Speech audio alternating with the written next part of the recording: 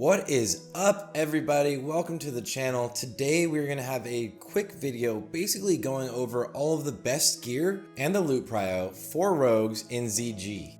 So what I've noticed actually is a lot of people have been coming to me asking me what they should look out for in ZG. And even though there's nothing overtly especially BIS usually, and we'll get into that, there are a lot of really good items, and I want to touch on all of that today, and it's not going to be a super long video. We're just going to kind of blow through it so that you guys know exactly what you want to be looking out for. So here we are. My name is Sarth. Welcome to my channel, and let's get right into it.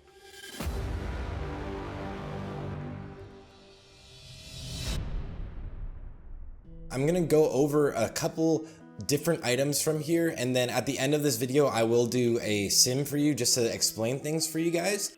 I'm pulling up the Blood Moon's DPS spreadsheet, but I also have actually on my other computer right here the Garcia one as well, and there's a couple other sims you can do, but just to check things and prove numbers to you guys, I can show the sims. But I do want you to be wary. Always be wary of sims. And it's not because their info is indirectly wrong on stat weights at all, but it's usually proc rates can be slightly different from what they were on private servers and original vanilla before things were patched and whatnot. Things like that I want to talk about, probably not in this video, but things like Bloodfang tier 2 being fully BIS for sword rogues. It's actually interesting. It's based off of a proc rate of it being about 10% from private servers in classic or vanilla. And in actual classic, it's looking like it's about 2% proc rate, and it'll actually amount to about 1% of your overall DPS. So once again, be wary of sims a little bit, but it is always good to sim your gear and stuff like that. Just be wary of proc rates.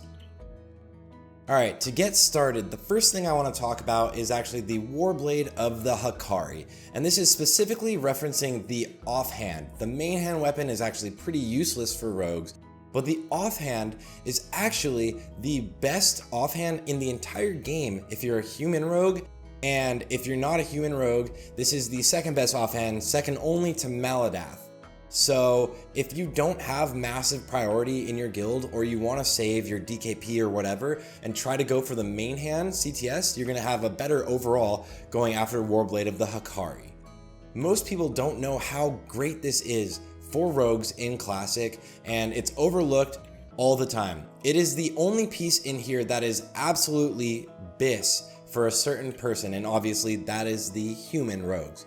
But this is the BIS item for human rogues in the offhand, and it is very, very, very good for everybody else in their offhand. Moving on, the next item I want to talk about is the Belt of Preserved Heads.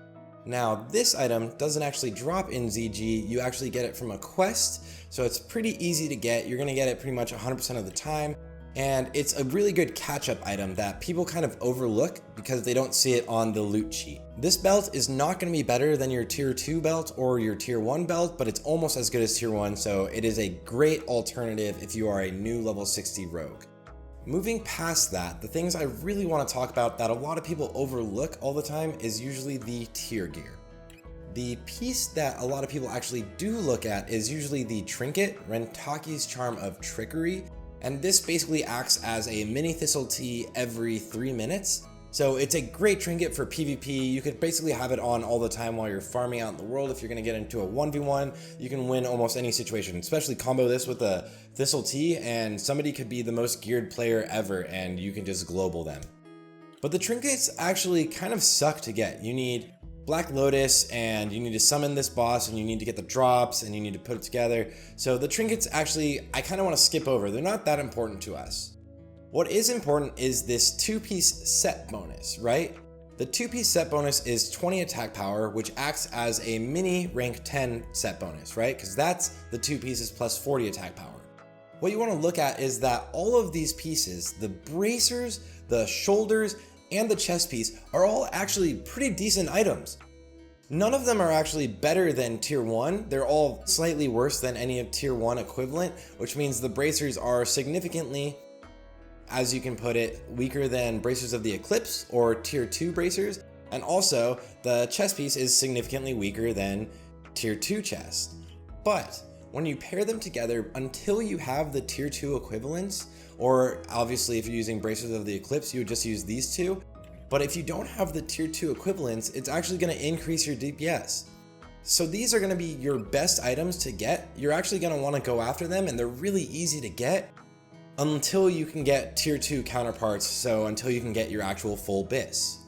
Now, these items actually look pretty good, and I'm going to show you right now because I'm rocking the shoulders on my rogue and the bracers on my rogue as well right now, just to show you guys off. But yeah, these are going to be great pieces to supplement yourself until you get the tier 2 pieces. Past that, we can kind of go by boss and go over every item really quickly. But there's nothing else you're aggressively looking at past getting 2 piece of the bonus and of course that offhand. Opening things up, let's just go down one by one through all of the bosses. All of the bosses pretty much can drop any of the pieces, which is the chest piece right here, gives you the chest. The girdle, which you would think would give you like a belt, actually gives the shoulders. And of course, the bracers give the bracers. The first boss, High Priest Jeklek, if you go around this way, actually doesn't really drop anything special for you other than these tier pieces. Moving on, the Zul'Gurub Tigerhide Cloak is actually a decent cloak.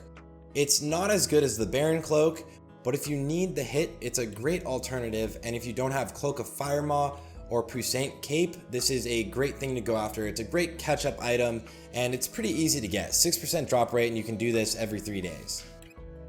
High Priest Marley drops the first of the 2 rings, so I'm actually going to click on that so you guys can see both of them, but the set bonus for these 2 rings is to give you 30 attack power. So you're getting 14 agility, 1% hit from this ring, and 1% crit, 20 attack power from the other. 64 attack power and 1% crit. It's almost 1.5% crit because of the agility and 1% hit. That's just from your rings. These are really powerful if you don't have full BIS rings yet. So keep an eye out for these rings. They are great for catch-up items as well. Bloodlord Mandakir actually drops the best item for all rogues in Zul'Gurub. And that is of course the Warblade of the Hakari. I mentioned it earlier, but the drop rate kind of sucks. It's 3.8%, but you can get back in there every 3 days because of the lockout, and he also has the chance to drop them out. Another important thing to note is the Hakari Idol that drops off this boss. I'll go over all of the enchants in a minute. Gazrinka, the fishing boss that you fish up, actually drops an item for rogues that's pretty damn good, and that's Thurs Eye Patch. This gives you 18 stamina, 2% crit, and 44 attack power. It is actually slightly better than a tier 1 helm, although you do have to take into account if you're looking for any of the set bonuses from the tier 1 depending on what you have, but if you don't have tier 2 yet from Onyxia, Thurs Eye Patch is also a great catch-up item right there as well. Moving straight on, High Priest Thekkel, the Tiger Mount boss, is probably the most exciting boss in the game because you want that chance at the Tiger Mount. I think this is the best looking mount in the game ever, and I tried to farm it on my actual retail forever, never got it. But other than that, he drops the main hand fist weapon.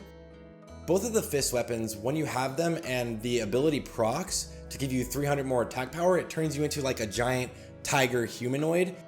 It's pretty awesome and you get really strong from it, but the proc rate is actually pretty terrible, so using these until you get something better isn't the best choice, but you could, and it's more of like a meme thing, right? Also, Swift Zolian Slicer is a decent main hand, but again, it's not that great. This is basically an item that you're only going to want right as a fresh 60. High Priest Arlok, the Panther boss, drops the offhand for the fist weapons, and outside of that, you're really just looking at the Panther Hide bag. Jindo the Hexer drops the best items for casters. This boss is amazing if you're a caster, but if you're a rogue, it doesn't really mean too much. The Blood Drenched leggings are decent for PvP, but they're not really that good, so you don't really have to worry about literally anything from this boss, other than the Hakari Idol. The last boss is Hakar. The Eye of Hakar is the first thing that you want your eye out on, but if you have the Ani neck, it's going to be better, so it doesn't mean too much. Gurubashi Dwarf Destroyer, another thing that you have your eye out on, but you're just going to get a hit bow anyways or go for something else. It's a decent item, right? Warblade of the Hikari, the main hand. This item sucks. It's more of a hunter prio. It's absolutely a hunter prio.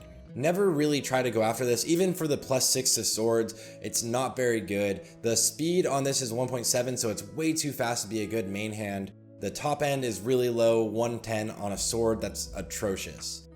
Fang of the Faceless, however, is actually a pretty good dagger. It's a pretty good catch-up dagger. It's not as good as Dragonfang Blade or Purds, but it's got 1.9 speed, so it's a slower dagger. So the top end is really good for its DPS. 123 top end, when it's compared to Purds, is 137, so 123 is pretty good as a catch-up. And then actually for Core Houndtooth, this is better in the main hand than Core Houndtooth. So this is a great catch-up weapon, and it looks kind of cool, right? It like glows black. Those are all of the items from the bosses that you want to worry about. And then next, I'm going to go over the enchants, because the enchants are actually pretty massive. You're going to get your shoulder enchant from Exalted, so you're not going to get that just yet for the most part. And you're going to get your new helm and leg enchant. The helm and leg enchants are actually class specific. So the rogue enchant isn't necessarily the best one, but it is still the best one that you can get because it's stronger than running +8 agility, because +8 agility just gives you 8 attack power, right? And a tiny bit of crit. Now, Death's Embrace gives you 28 attack power and 1% to dodge. This would be amazing if this was 1% crit or 1% hit, but mages lucked out. They got the God enchant here. And then for the shoulder enchants, when you hit Exalted, it's going to be 30 attack power to your shoulders. So these enchants are your best enchants, and you're going to want to farm up this rep. And I did briefly want to go over some of the spreadsheets with you guys and how to sim things. So I'm going to show you really fast the Blood Moon spreadsheet. This is the Blood Moon spreadsheet, and you need to download WPS, which is like a kind of garbo software just to run it, but I'll make it big screen. I've already put in all of the buffs I want to say that I have, and I've already chosen my talents, and I've already chosen my enchants. But moving closer, here we can see our min, max DPS and average damage. Let's go over and show what basically I have and how I can improve my DPS. So with the Night Slayer shoulder pads, I'm going to move them down to the Zandalari Madcap's Mantle. You can see that my DPS went down ever so slightly, right? So let's look at this average right now. We're at 1351 and the max ends with 66. Next, I'm going to change my chest piece to the Zandalar one. Boom, 6 DPS up right there. So that's just an easy way to show you that this is an easy upgrade. But individually by any of these items, it's not going to be an upgrade. A lot of people have asked me how to sim things, so there's easy ways to download the sims. They're available online. I could probably link them in the description, or just hit me up and I will send you the sims. But there's 2 separate main sims that most people use, and you can download either one of them, and whichever one you prefer, just use it yourself. And that's pretty much it for this video, guys. Thank you for tuning in. I just wanted to go over really briefly what the items are in ZG that you want to prioritize. And a lot of people really don't know how good that offhand is, the Warblade of the Hikari. So make sure that you're prioritizing trying to get that.